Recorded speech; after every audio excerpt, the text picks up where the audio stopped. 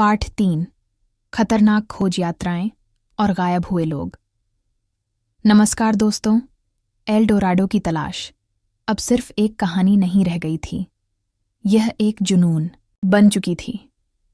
एक ऐसा जुनून जिसने सैकड़ों लोगों को अमीर बनने का सपना दिखाया और फिर उसी जंगल में हमेशा के लिए गायब कर दिया।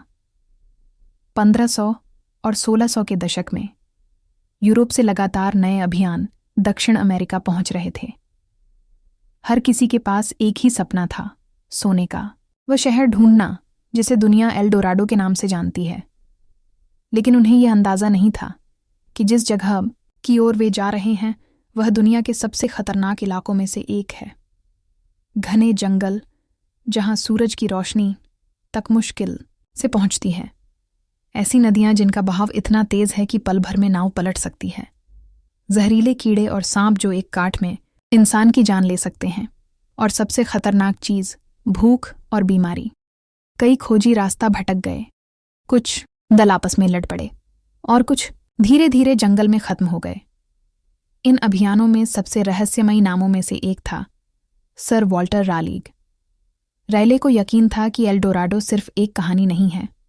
उसने दावा किया कि दक्षिण अमेरिका के अंदर कहीं एक बेहद अमीर और शक्तिशाली शहर छिपा हुआ है।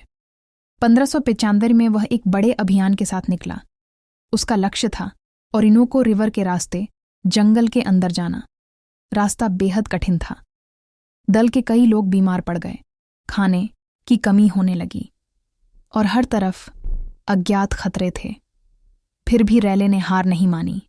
वह लगातार कहता रहा, हम उस शहर के बहुत करीब हैं। लेकिन हफ्तों की यात्रा के बाद भी उन्हें कोई सोने का शहर नहीं मिला।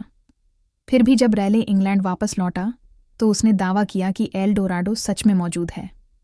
उसने एक किताब भी लिखी जिसमें उसने उस शहर की अपार दौलत का वर्णन किया। उसकी कहानी ने यूरोप में आग की तरह फैलकर लोगों की कल्पना को और भी भड़का दिया।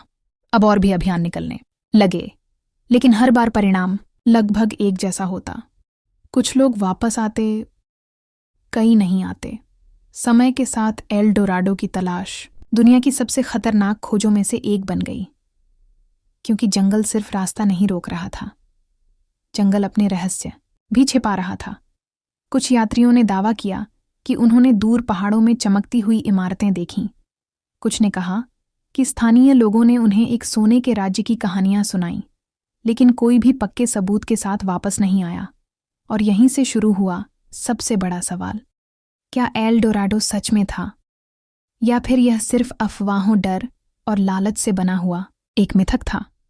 लेकिन कहानी यहीं खत्म नहीं होती, क्योंकि आधुनिक समय में वैज्ञानिकों ने जंगलों के अंदर ऐसी खोजें की हैं जिन्होंने इतिहासकारों को हैरान कर दिया।